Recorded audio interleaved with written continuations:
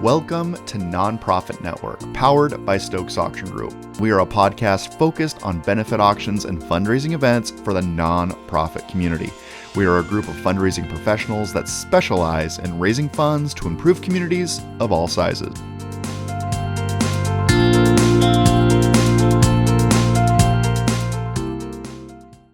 And here it is, episode 12. My name is Shelby Stokes. On the cast today we have longtime fundraising support specialist Kelly Schoenfeld. Hello, Cinco de Mayo. Happy Cinco de Mayo. Is that it? And Mr. Paul Schoenfeld is here as well. Hello, everybody. I'm Paul. Thanks for joining us on Cinco de Mayo with some hot donkey tequila. Hot donkey tequila. I thought maybe you were doing like some sort of Spanish accent or No, something.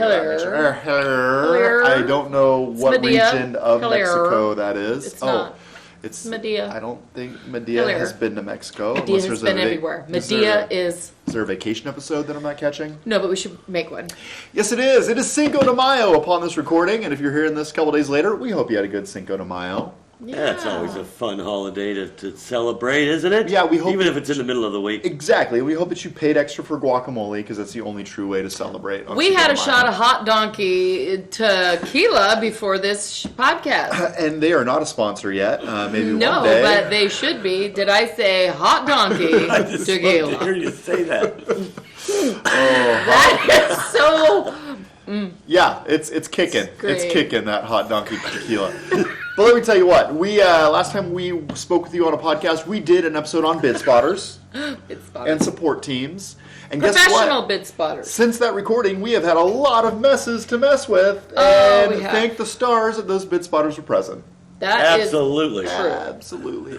I had an event just recently where we did a best of live drawing, and they weren't giving away the counter raffle tickets. That's awesome. So when we went to draw the winner, I don't know who this belongs to. So, I mean, yeah, it's been a little bit of a resurging into the fundraising space. And it's been fun. And that secondary person, third person, whoever you have on your support team, necessary at this point. Necessary moving forward, Shelby. Yeah, this is necessary moving forward. This is very Well, Willie and I, if we're talking about professional bid spotters, we were at a Catholic auction last Saturday. And thank goodness he was there. There was a lot of paperwork, 30 items. We had 3 paddle raises. Oh, jeez. And 3? Yeah, basically. One was a That's Trey. Wow. Trey. dress.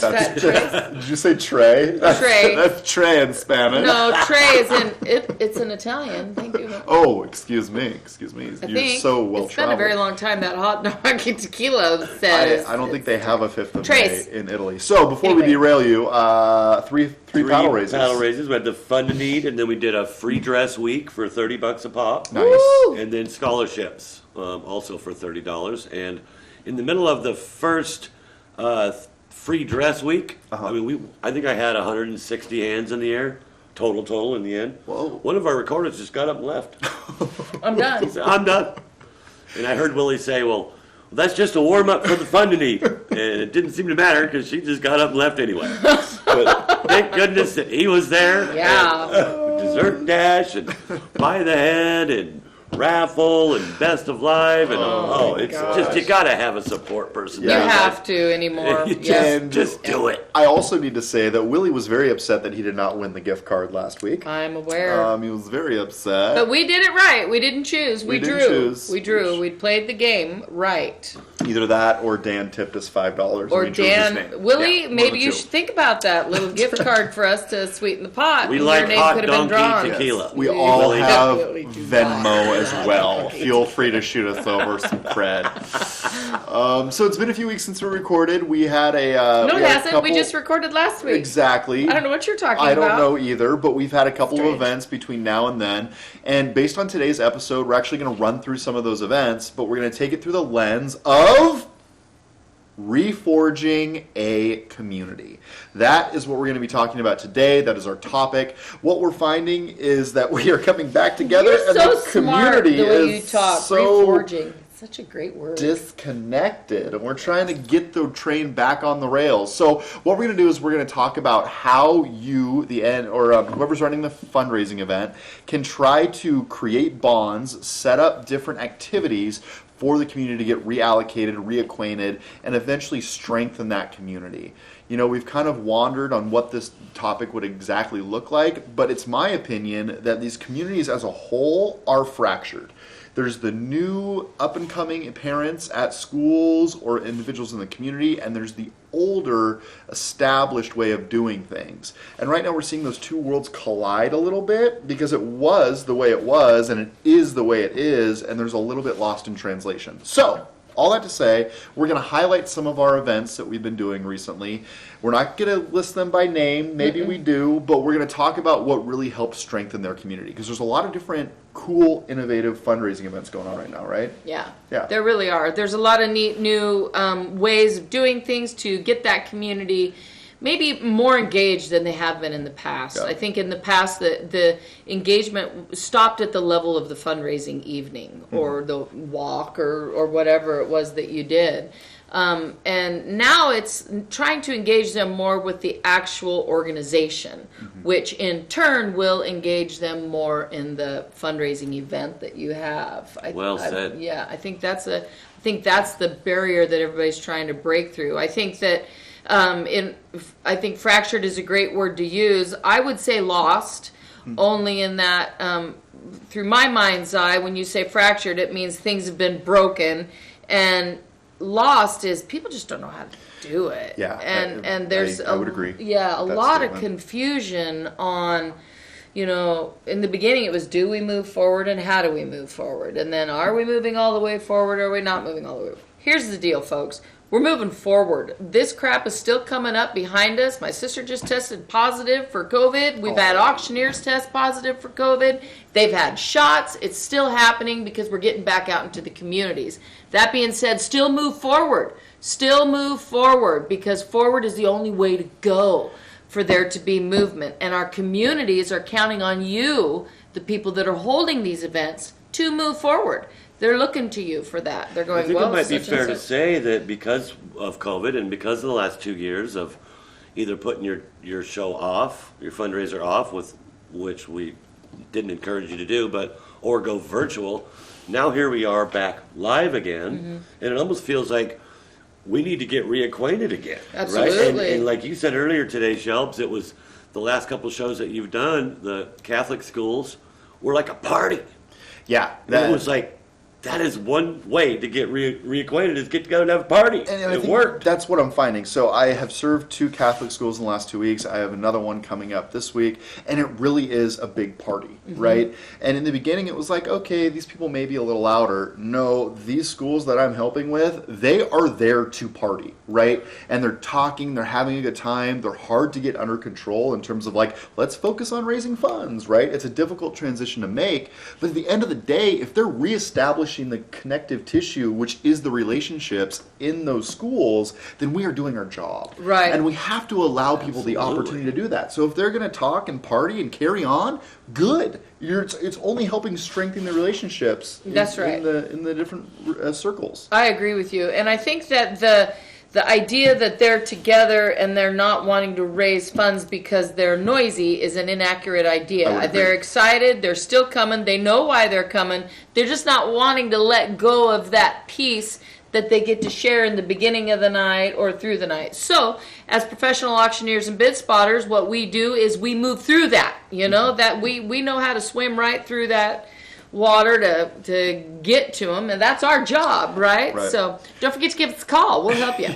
We encourage that. And Get together and have fun. Absolutely. Party. So, like, going through and talking about how this worked. Catholic communities that I've served, big party, getting back together and socializing. I believe that if they're there and having a good time, they're going to come back next year. Right. And that's what you want. You want to build communities. So maybe they're not paying attention at the entirety of the 50-item auction. That's okay. Yeah. Because they're there, they're having a good time, and the end goal is being met. So for those tight-knit schools, and I say Catholic, if you're Christian, if you're Jewish, whatever the case may be, whatever your private school or community is involved in, bring them together and give them the chance to interact, right?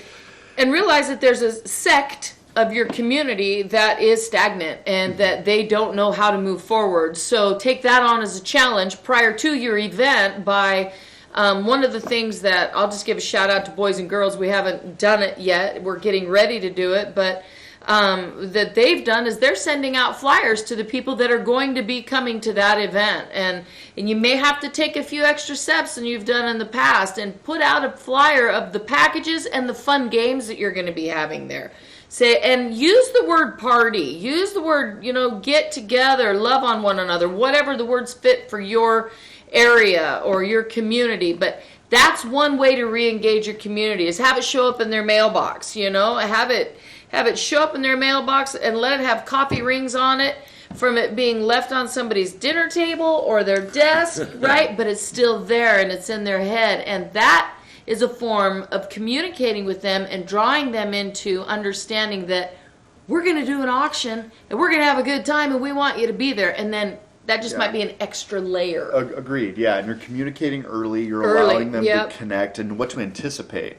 In terms of other examples of community building, we're seeing people kind of break the mold.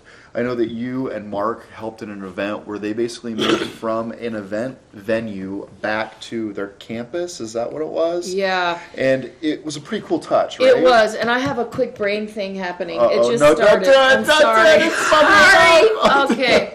So, hot donkey. Here's what you do. Hot donkey tequila. Anyway, you send that flyer out that's got your items on there and says, hey, let's party or whatever. And at the bottom of that flyer, you put, bring this flyer to the night of the gala, and you put your name on it, and you will be entered to win a $100 bill or whatever it is. So your flyer just became a door prize opportunity, and that gives the right?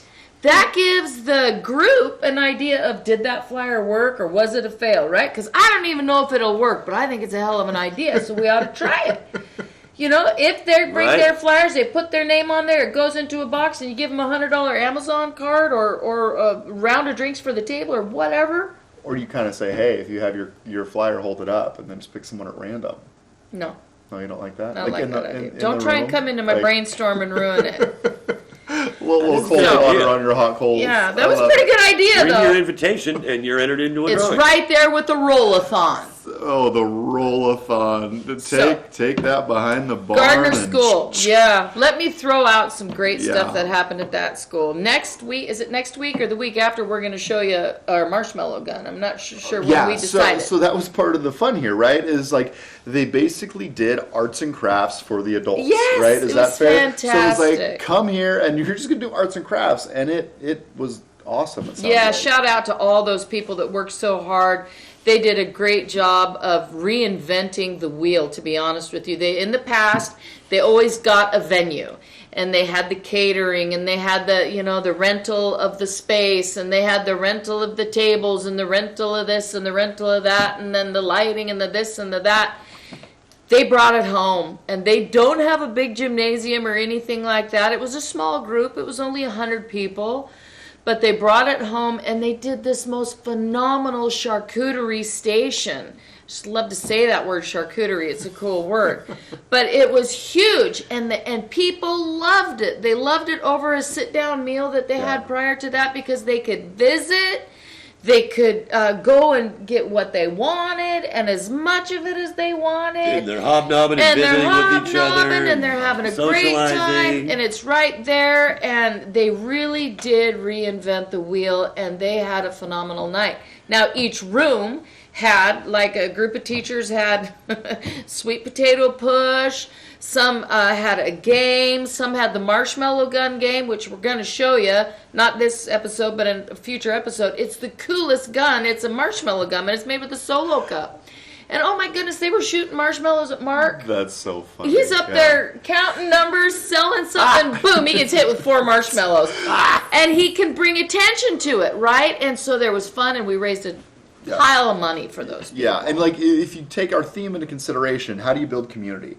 Here you are setting up arts and crafts for adults. Like on paper, you're like, I don't know, but it was awesome. It sounded like. Oh, it was so great. It was really, really great, and it was a community builder. Yeah. It really was because people were were coming to see what they were doing for the kids that went to that school. They were actually got to do some of the crafts. There was a painting station. There was a knot station.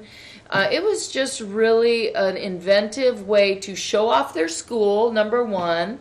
Show off their teachers. That's a big deal, because especially if you're doing a school auction, you want to show those things off, because people are going to be giving money to that because they support it, right?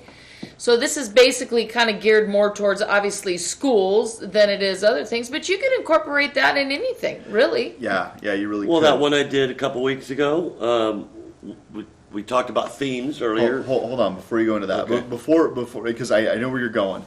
We talked about your experience. We had another experience where people basically had a marshmallow station, and it was at the school rather than at the venue. It was at the school. So in order to re-engage the community, they're like, hey, come to the campus. We're going to hang out. We're going to rent hay bales, put them on the field. We're going to do a s'mores station, right? These are new, innovative ideas that we haven't seen in this space, yet they're very effective because you're allowing people to breathe. Now, where you're going is and it's allowing people to shake it up. It's allowing people to shake it up. Change it completely. Yet it's still a fundraiser. It's still a fundraiser. And where you're going is a theme and how a group can get behind a theme, which I think is another tactic to re-inspire a community. Yeah, and to tie into the hay bales and the games, there was some of that too. But yeah, I mean, it was an 80s theme, so just about 90% of people put on a wig, dressed up like Motley Crue or... Did wait, you? wait, Well, is there video evidence of this? Did you put on a wig? Yes, I did. Yes, I did, and you'll see it in the pictures. Are we going to put it video up? clip. Are we going to put it up? Hey-o! But, talk about community out back on the deck outside. It was happened to be a beautiful afternoon.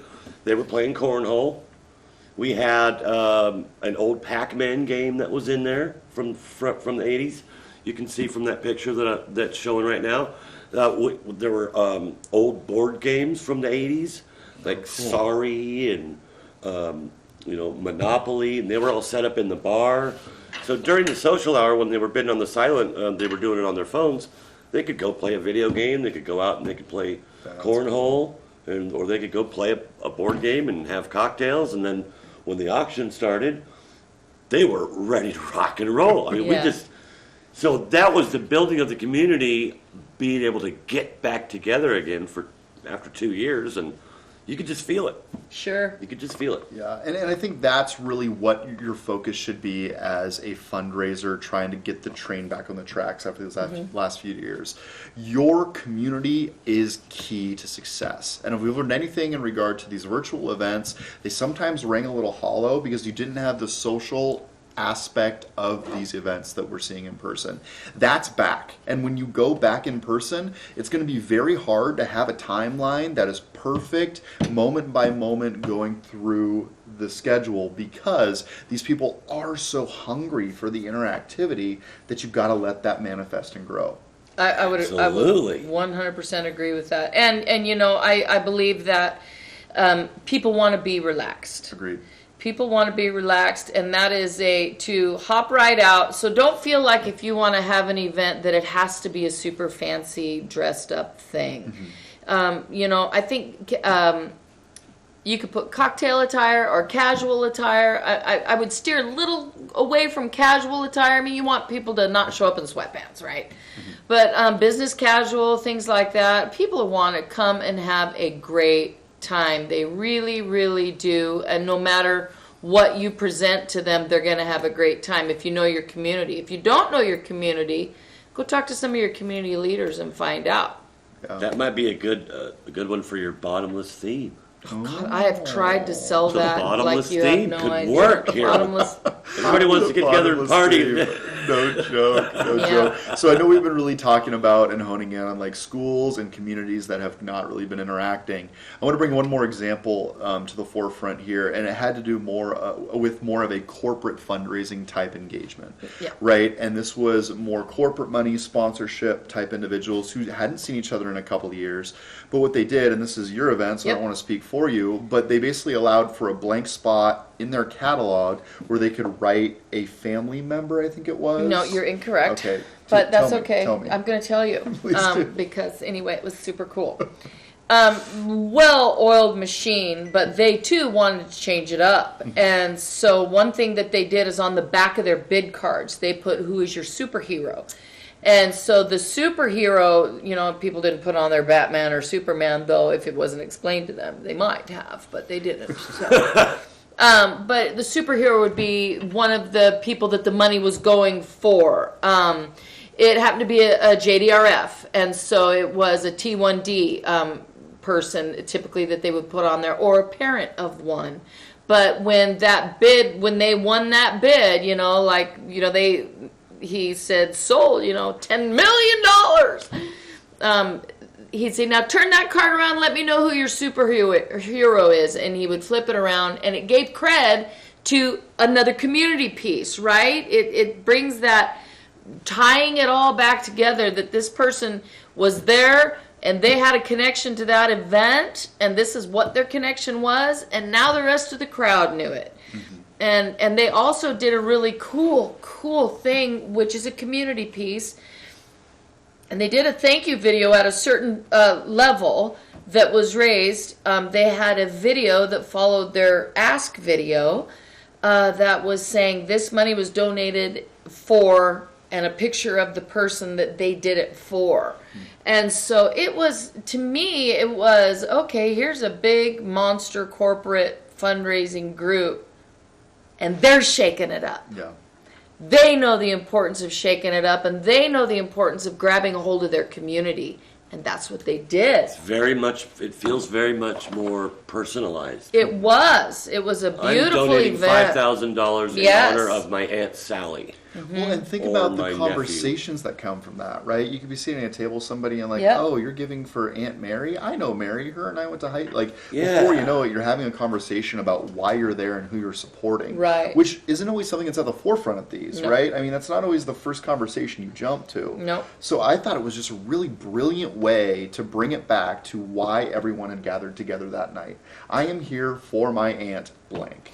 And this is how it has affected my family. It's beautiful, strong, because it gives everybody a North Star. We're all here to support someone we love, and here's how we're going to do it. And you could even take that one step further, and even if it's a school and not a corporate event, you could put on there what in this school is most important to you. Right. You could put a favorite teacher. You could put your student's name on there, because that's truly your most important thing. Right. There is the kid. Yep. You could put anything on there. Or what do you think the biggest need is? You could do all kinds of stuff with it. And again, our office has people that can help you with that, because they see this. They get all these reports and they get all these ideas coming in, and then we meet weekly and talk about them. So call us and we'll give you a hand with that. And then we do a podcast about it. And then we do a podcast about it. So that is exactly that's right. another way you can learn. Yeah. We'll keep sharing them with you as we get them. Yeah. And they're cool ideas. We're already brainstorming about what the future looks like and what kind of content we want to put together. But this is such an essential piece of where we're at right now, is building the community and making it about the people that are involved in your community. Yep. If they want to party and socialize, let's give them the opportunity to party and socialize. Yeah. Yes, have a fundraiser. Yes, raise money. But at the end of the day, forging those relationships or reforging a community is really going to be your end goal in any scenario. And we talked pretty strongly about sticking to the timeline 2 weeks ago. Yep. And we still believe that. We still believe that is very, very important. But we're kind of just shaken with what's going on right now, too, you guys. Yeah. You get into a room and you realize, hey, these people want to party. Okay, let's do our best to stick to the, be done by 9:30. But give them a chance to ruffle their feathers and have a good time and party. Right. Like one of the events I did had over 30 items in their live event for the auction, and that is more than we normally see right now. And managing that timeline was difficult because it was a ruckus crowd that wanted to socially interact. So as the presenter, maybe I dropped the hammer a little bit too quickly on those items in order to maintain timeline. Sure. But it's a balance. And what I want to get through in this piece of content is that it's okay to let your group breathe a little bit. It's okay to let them get invested with their neighbor, because it's going to do nothing but strengthen the ties of your community moving forward.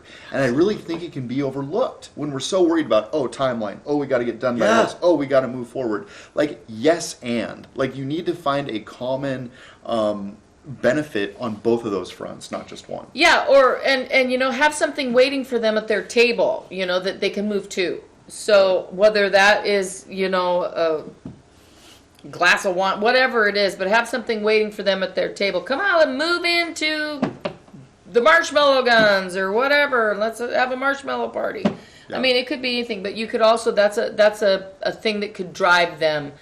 Again, it's a community to draw them in. At your table, there is this, Yeah. And that's another builder. That's another community piece. I think that you just build that community by really changing up these events. That's exactly right. And it is all about change, and we're going to give you the most up-to-date happenings on what's going on. We're already gearing up towards next week, where we're going to cover...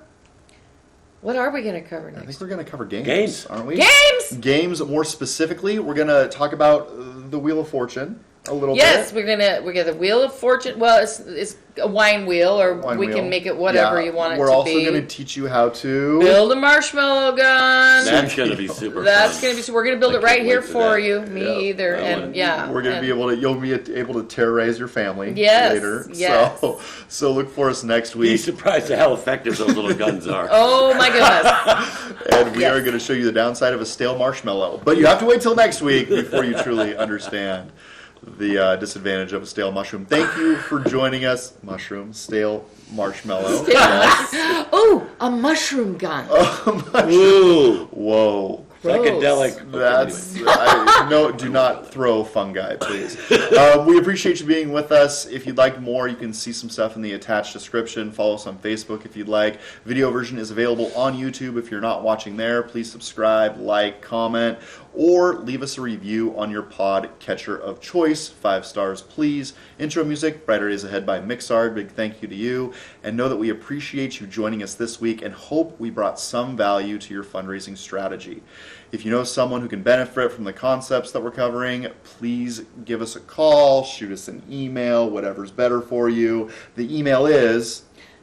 auction@stokesauctiongroup.com. That's right. Keep in touch. We're here for you. Give us a call if you'd like, and have a great night. Again, we appreciate you. Yeah, we do. And basically, in a nutshell, what he just said is call us.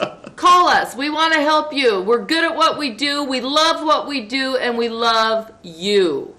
All right, everybody, go out. Be bold.